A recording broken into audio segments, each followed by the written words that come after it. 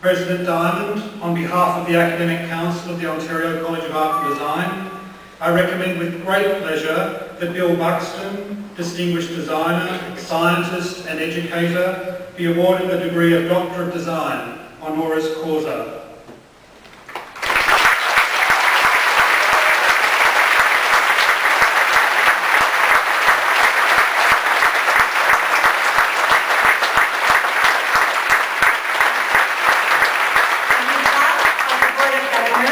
The Ontario College of Art and Design, I confer upon you, Bill Buxton, the degree of Doctor of Design, honoris causa, with all the rights and privileges thereunto appertaining.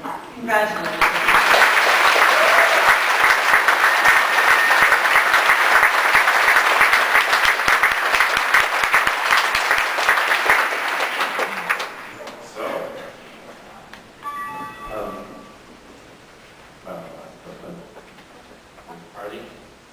Graduates and family and guests, thank you. I actually stand here.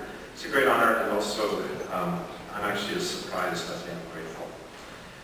And it's really hard to say something profound in 5 minutes, but that's never stopped me from talking. And I really only have one thing that I want to communicate to the graduates and to your families.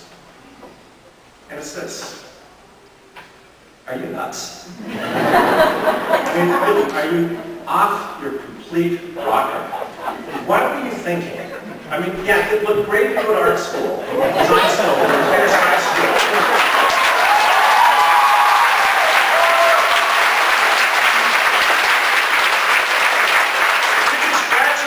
You got to face the world when you're about to go out. And then what's even worse, nobody told you about the risk. Didn't you know anybody to ask?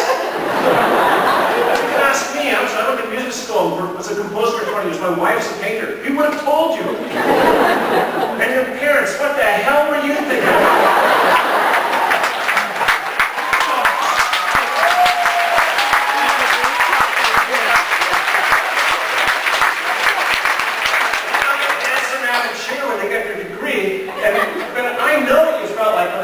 High school, so I'm going to study art and design.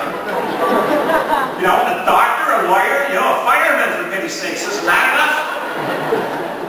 enough? What were you thinking? I'll tell you what I'm thinking.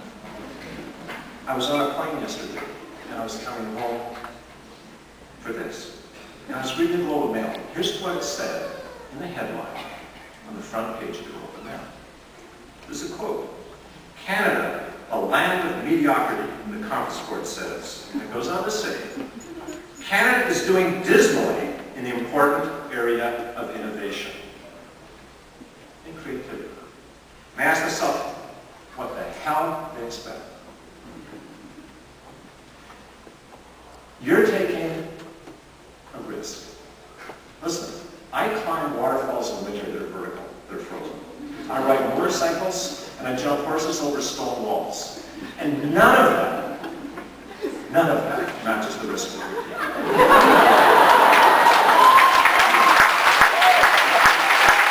None of them take the risk you are facing.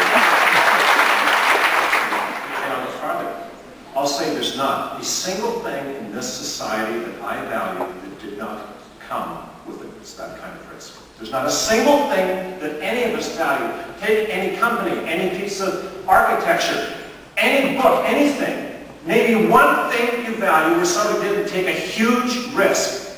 Safe is first of all, doesn't exist, and pretend safe is the most damn dangerous thing because it leads to certain destruction.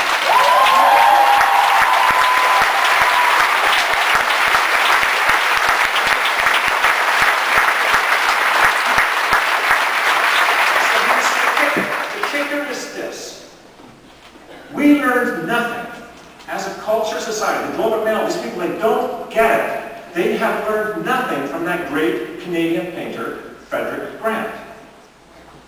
Okay, you all are big-time art graduates now. Who the hell is Frederick Grant? He's in that art gallery.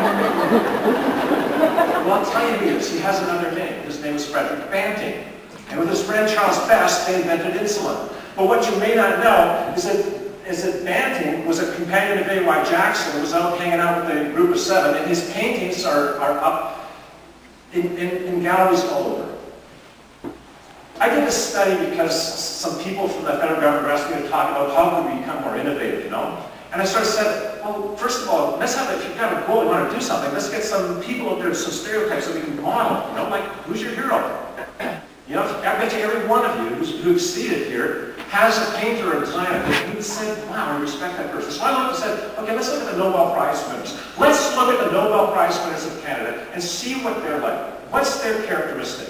And guess what? I did that. Thank God for the internet. And on the internet right now was that literally every single one of them had near or professional standards in a profession for something other or in addition to that for which they won the Nobel Prize. And guess what?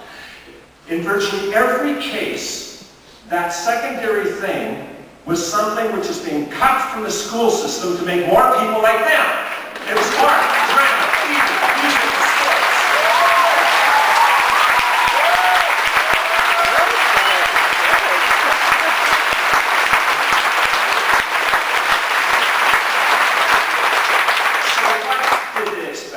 So let's say this.